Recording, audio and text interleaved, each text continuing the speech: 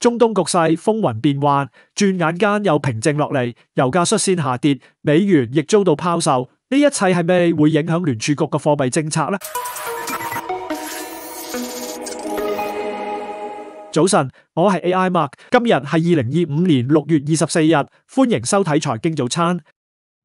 根據外媒報道，美國總統特朗普表示，以色列同伊朗已經同意無限期停戰。不過，尋晚喺全面停戰尚未實施之前，伊朗對美國喺卡塔爾嘅軍事基地發動咗導彈襲擊，以報復週末美國對伊朗核設施嘅轟炸。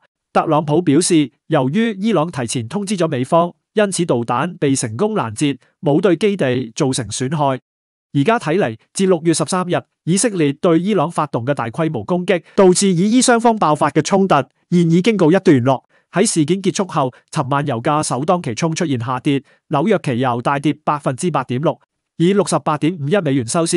今早喺亞洲市場進一步下滑，去到65.40美元。正如我之前所講，75美元嘅油價實際上已包含咗大量嘅中東戰爭風險日價在內。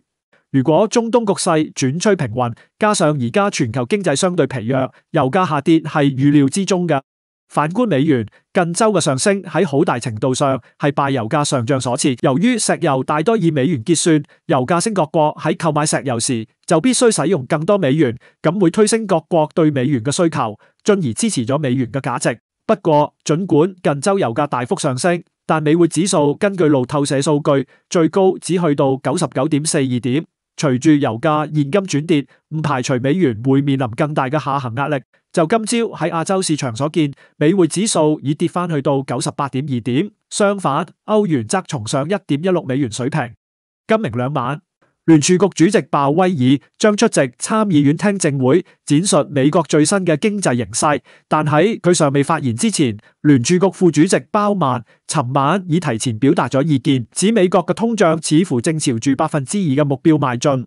因此，佢支持聯儲局喺7月嘅議息會上盡快減息，以維護良好嘅勞動市場。而喺同日，芝加哥地區聯儲局長古爾斯比亦發言，佢話截止而家，關稅對美國經濟嘅影響並唔係預期中咁嚴重。言下之意，似乎佢亦係支持盡早減息。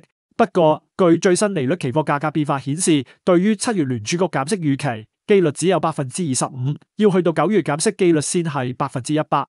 好啦，今日時間差唔多，我哋聽日再見。